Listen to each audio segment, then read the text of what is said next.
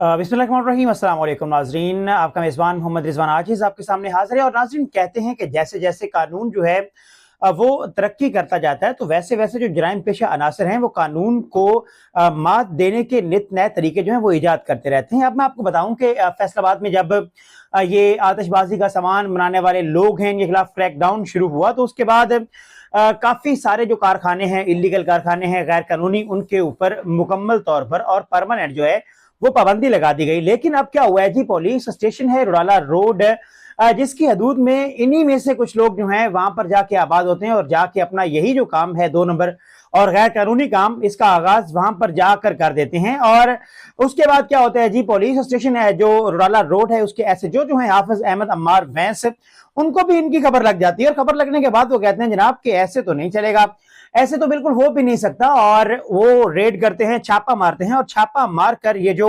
ये काम करने वाले लोग हैं, आतिशबाजी का सामान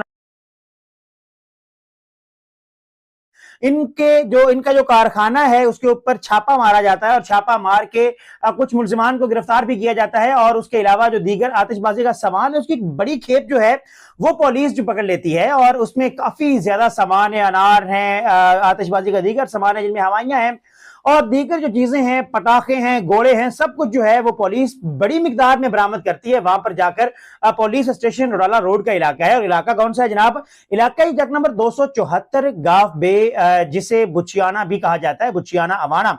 और उसके करीब ही आगे आती है जी नहर गोगेरा ब्रांच, उसके किनारे के ऊपर, उसके पास, उसके यानी कि इलाके में ये लोग एक हवेली जो है उसे बनाते हैं, हवेली को किराए पर लेते हैं या खुद बनाते हैं। और वहां पर जाकर ये खवातीन को हायर करते हैं, वहां पर मौजूद और जो मर्द हैं उनको भी हायर करते हैं। और बिलखसूस जो नौ उम्र या कम उम्र मर्दों खवातीन हैं उनको हायर किया जाता है, लड़कों को, यंग लड़कों को, लड़कियों को हायर किया जाता है।